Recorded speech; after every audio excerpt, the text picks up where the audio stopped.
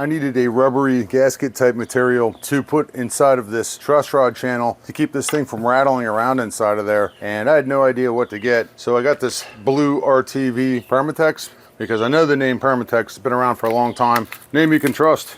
And let me show you what you get with this. We have the gasket maker 3-ounce tube. You get the little applicator tube, which you're gonna have to snip the end off of here.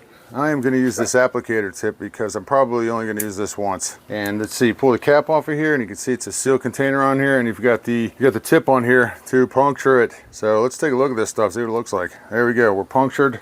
Screw the cap on. See it working its way through the tube. Basically, I just want a little on each end here to keep this thing from rattling around inside of here if it should happen. Let's throw some on here, see what happens. It can be messy. And I think this stuff dries relatively quickly. Texture of the material, kind of rubbery. Let me get that off my hands. There you go, it served its purpose. Did the job for me exactly like I wanted. Permatex Blue RTV. Now for guitars.